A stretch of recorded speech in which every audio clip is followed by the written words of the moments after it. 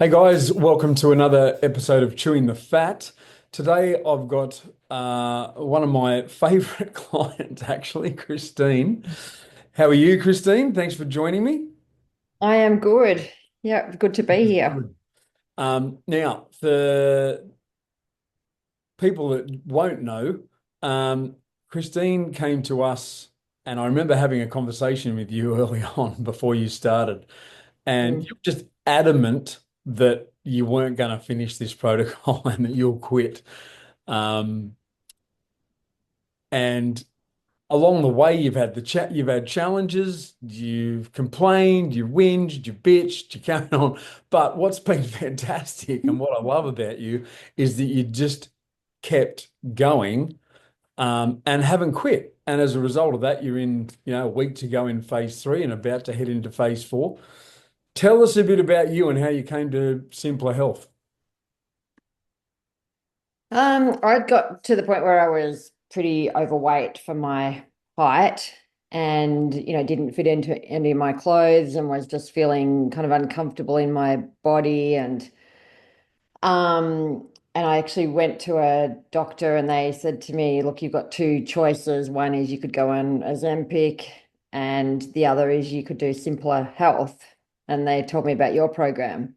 Yeah, right. And I looked into Ozempic, but I thought I don't want to deal with all those side effects. I don't want to be giving myself an injection and feeling physically sick. And I also didn't like the fact that as soon as I stop taking it, I'm going to put the weight back on. So I just thought that's not a solution for me.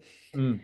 Um, but then I looked at your program and I was kind of like, yeah, I don't really want to pay $500 a month because of largely what you said in your intro that I thought I'm not going to stick with this. It's going to be another thing where I'm throwing money away Mm.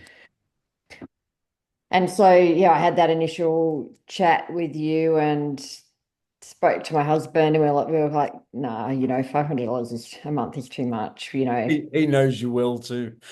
Yeah, he knew like you're going to quit. It's going to be like all those other things. And so, yeah, I think I probably contacted you about three times or something before I signed up because I was like, no, I'm not going to do it, not going to do it. And then I'd go away and think about it and go, but I don't know what else to do. I've got to do something. Yeah. So, yeah, in the end, I had my 50th birthday, had to wear this massive dress because I was quite overweight. I felt really awful about myself. And 2 days later, I started the program. Mm. Yeah. And what do you do for a living? I'm a clinical psychologist. Yeah, right. Yeah. And what have you sort of learnt and about yourself, or what have you created newly for yourself about who you see yourself as and what you're capable of along the way? Because we've had some great conversations about what's opened up along the way for you, in terms of what's possible and what you want to do, what you want to fulfill on, all the things you want to take on. And we just had a conversation before this about the multitude of things that you might want to pull back on because it's just taken off. Yeah, okay. Where do I start with this? Um, I think, I mean, it's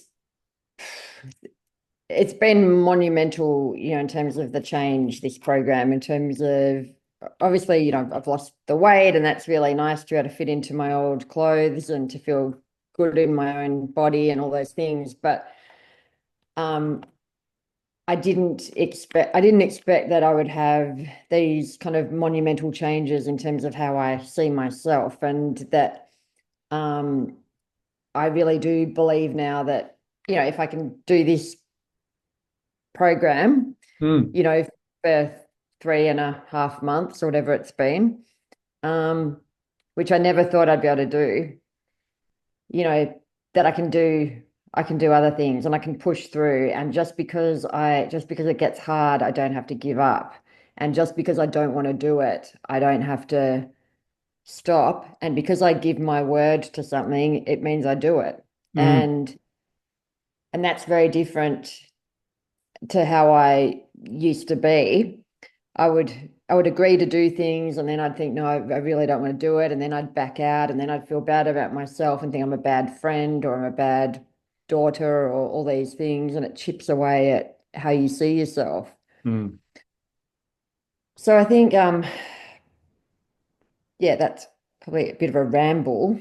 No, no, it's Um, great because one of the but things I think we spoke about was that, there was somewhere in the background that you weren't good enough, which was driving the whole thing, which then, as you're saying, then just shows up as you run around trying to do everything for everyone because underneath all that, that is attempting to compensate for not being good enough. hmm. It's awesome. It's fantastic because once you get that up on the table and see that that's what's running you, you get to live outside of that. You own that versus it owning you, and then you've got Yeah, to shift. Mm. yeah, and I think there's something fundamental about it. It's basic, but it's fun, but it's very powerful around not having to be a slave to what your mind tells you. And, I know this obviously as a psychologist, but, in terms of little things like, I've told you about how I've got to get up at 2:30 in the morning a Mm. few weeks in a row to do some training over in Europe online. And previously I would have just cancelled it and gone, no, it's too hard. I can't do it. Whereas now, I mean, yes, part of me wants to cancel, part of me doesn't want to do it. But I know without a shadow of a doubt that I will be doing it and that I can do it. Yeah, that's just a phenomenal shift. And you're not the Lone Ranger. That's how people normally operate. That's how people get themselves to the point where they need to come to Simpler Health to sort it because they've tried 10 things already. Hmm. And why they don't work is because they relate to that those thoughts and feelings like they're them and they run the show. So while they have the commitment to be healthy, while they have the commitment to lose weight and get up to all the stuff that they want to get up to, they're now relying on for their performance that survival machine they walk around in that's pulling for comfort and reasonableness all the time, and then wondering why they can't have what they actually truly want. And now, Yeah. you're up to lots of stuff. You're writing a novel. What's the novel about? It's Hey. set in San Francisco in the Summer of Love in 1967, Uh-huh. and also set in Melbourne in the present day. Yeah, right. So it's like a psychological thriller about Wow. something that happened back in San Francisco, and now there's repercussions back in Melbourne. And is it just all made up or is it like based Yeah, on? it's all made up. Yeah, right. I went to San Francisco about a year and a half ago on a research trip, which was really cool, Yep. and hung out there for a couple of weeks and did a whole lot of research. And um, yeah, so that's kind of my fun thing that I do in my spare time. Yeah. You'll have to tell me when you finish it so I can have a read. Mm. That'd be awesome. So, what difference apart from the ways of being and acting that you've found and who you know yourself to be? Because that's a massive thing for people. If people can start operating in their lives like their word has some power, that transforms not only theirs, but the lives of the people around them as well. Because then you become reliable for the people in your life as well. What about the physical aspects? What have you noticed among, if anything, about the changes in how you feel from day to day, your performance day to day, all that sort of thing? Um, yeah, it's interesting because I've been thinking about this, and I feel like I do have more energy. I feel like I do put my hand up more to do things like I told you before when we were talking about, taking my son out to training and sitting around waiting. Usually my husband would do that, but increasingly I'm sort of going, yeah, I'll do that and I'll use the time in a different way. And so I feel like I have got more energy and I've got more focus. Um, and my rings fit, which is nice. I can get my wedding ring and my engagement ring on, which is really nice. I Um, spoke about that. That's my gauge for whether how I'm traveling along. If my ring starts getting tight, I know I need to rein stuff in. mm, yeah, and it's just been a great. I know we've talked about this, and it's a superficial thing, but it's been really great to get that box of really nice, good quality clothes that I had sitting upstairs in a cupboard, and never ever thought, I'd kept them on this shred of a delusional hope that one day I'd be able to fit into them. But Mm, I hadn't been able to wear them for over 10 years. And, now I can wear them all. So I've got a brand new wardrobe and I don't have this box of clothes sitting there that don't fit me. I've yeah. just I've just got to deal with the ones that are too big and I still haven't got rid of them, I but was going to I'm say, working on when's that happening? When's working on the that. moment happening of, the homeless people have got an influx of great clothes to wear? When's that Yeah, happening? soon. And or what else are you up to? You running. Fill us in on the running thing. How did that come about, and why is it something you want to get back into? Probably it would be again maybe about 10 years ago. I was very into running, so I'd done several 5K runs and I joined a running group and I was working on getting my time down on 5K runs and was taking it pretty seriously. And then I What'd you then get at down some point, to? nothing that impressive, like about 30 or something. Um, but I'd started at about 33, so I was kind of just getting it down. Yep. Um, and but then I hurt my back, and then I had a shoulder injury, and then I had fasciitis in my foot, and it was one thing after another, and I could never get back into it.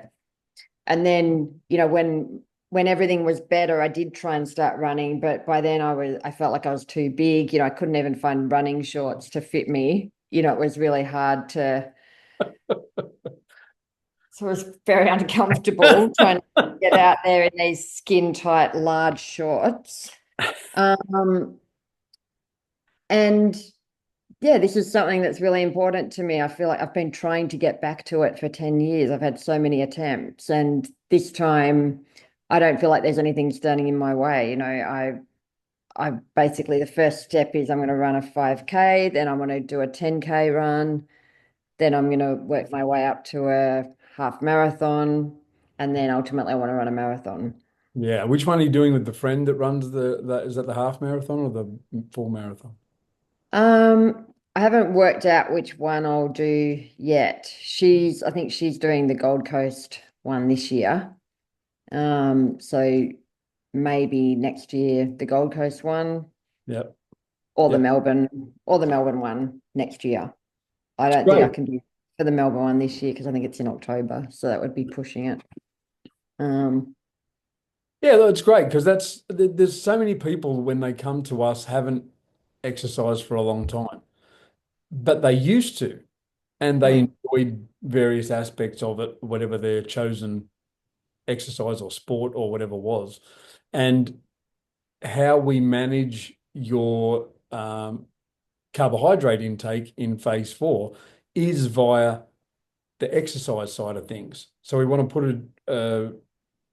a demand on those glycogen stores from the carbohydrates via the exercise. So it's music to our ears when we hear people go, "Oh, I want to start. Can I start doing this now?" It's like, yeah, fantastic, because mm, that's going to be the governing factor in your carbohydrate or part of it, your carbohydrate tolerance, because everyone's got a slightly different tolerance to carbohydrates just without the exercise.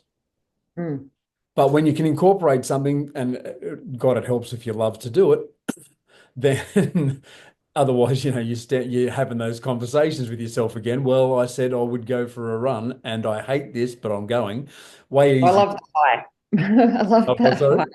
Yeah, I the love whole. the Yeah, high. Once I get to that point where I can run 10 minutes without stopping, then it all starts to get good. yeah. What Just do you use like Couch to 5K apps and stuff like that to start doing that? Yep. yeah. Yep. Good. There's some other high intensity stuff you can get into as well, which will actually help you running a ton. Um, Mm. I don't know if we've spoken about that before. And Yeah, I think you mentioned it. I think, but I think you were going to talk to me more about it later. yeah, well, I'll teach you all about that. So you don't have to do exactly what I do, but just that Yeah. style of training was Mm. surprising because we don't normally think of it that way. You think if you're going to run a marathon, you just got to pound the pavement until you can run the marathon and do it, and then hopefully get quicker and quicker as you go. But I Mm. think, like I told you, me and a friend of mine just were flogging ourselves trying to get 5Ks under 5 minutes a kilometer. And two or three of this style of training, and without even trying, it went to 4 minutes 56 or something like that. And it's just like, Mm. I wasn't even Mate. setting out to try and beat. I'd given up on being under 5 kilometers, 5 minutes per kilometer. But yeah, it's surprising. It does help a lot. Yeah, that But would be good. that's it's a really inspirational story, and I'm really excited for what's next and really proud of you for sticking to your guns. And in the midst of all the circus that's going on in your head from week to week and day to day and moment to moment, you just stuck to the plan. And that's what wins at the game of health and vitality long term. Yeah, Nothing I having can't a believe it. I mean, all the things I've tried and that was, how hard it was to lose like 3 kilograms or something, I'd slave away for 3 months on some plan and How much have you lost on this? um at the moment as of today it's about 14 kilograms. Hmm. Phenomenal. Yeah, and just to Yeah. give it some sort of context, if you when you get put onto things like Ozempic and things like that, it's a miracle for them. Like we've seen several, of the positive reports that come out about those weight Mm. loss drugs, and they lose their minds because they're losing, 15 to 20% of their starting body weight, and it's just unheard of. Mm, Mm. beg to differ. I think you've just done it, if not more, Mm. without Yeah. any. And this is sustainable. Yeah. And have you noticed anything with your injuries, like your shoulder and your back and stuff like that? Because I noticed with my niggling things all the time, they just calm down so much. And I know a good friend of mine who's a musician as well, and he did a chewing the fat with me as well. He's up on the website, and he talks Mm. about in the video about how because he carries a guitar all the Yeah. time on his shoulder, and he'd be just lying in bed and wake up in tears because he'd be on his shoulder and just couldn't sleep. And Mm. 3, 4 weeks into the protocol, he was sleeping like a baby, and his shoulder had calmed right down. Yeah, I haven't noticed any major aches or pains or anything like that. So I think that is going well. Mm, And I think, I mean, this is, slightly off topic, but it relates to something we were talking about a minute ago that I just wanted to mention. I yeah. think the other thing is um, my sense of that I've got out of this is my sense of what I can do has totally changed. But also, and I think you touched on this earlier, but I think it's massive, is that other people around me, I know that they see me differently as well. Mm, Because I used to be a bit flaky, I'd have some big idea and then I'd give up halfway through and I wouldn't finish things. And particularly around this sort of thing. And there's a trail of failed diets behind me. And now, my husband regularly says, I can't believe you've done this. It's just incredible. And my friends and even some of my clients are just like, wow, this is amazing. mm. And so, and that changes again how I see myself, that Yeah, it's a self-fulfilling prophecy as well, because we all live into an occurring world, right? How things occur to us is how then we have access to be and act inside of that occurring. So if not maybe consciously, you didn't weren't walking around going, God, I'm flaky, and my friends see me as that way, and my husband sees me that way. It's a background thing, right? But Hmm. when you go through something like this and now you've noticed that you occur to them in a different way, you now live into that occurring. It's like Mm. a pull to the future to hang on a second. I told my friend I would do this. I need to do that because that's who I am for them now. Yeah. It's incredible. It's awesome. It's insane. Good for you. Really, really happy for you. Yeah. Thank you for all your support. No, I wouldn't have been able to do this on my own. That would have been, and that's something people ask me about, tell me about this program, and I tell them about it, and they're like, oh, I'd never be able to do that. And I don't have that sort of willpower. And I kind of say, look, it's nothing to do with willpower.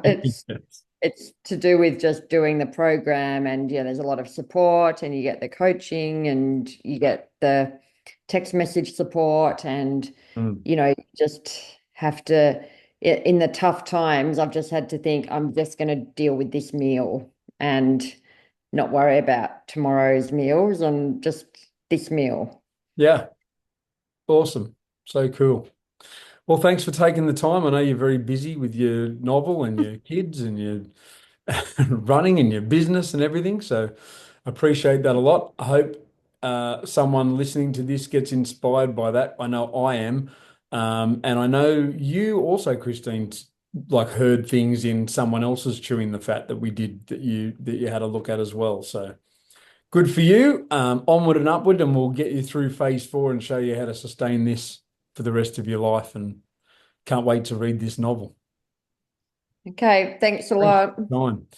Got any questions about that, guys? Just put them in the comments below or send us a message. You can contact us at www.simplrhealth.com.au. It's never too late. All it takes is jumping off the edge of that cliff, and we will catch you. Have a great one. Thanks, Christine. Thanks. See ya.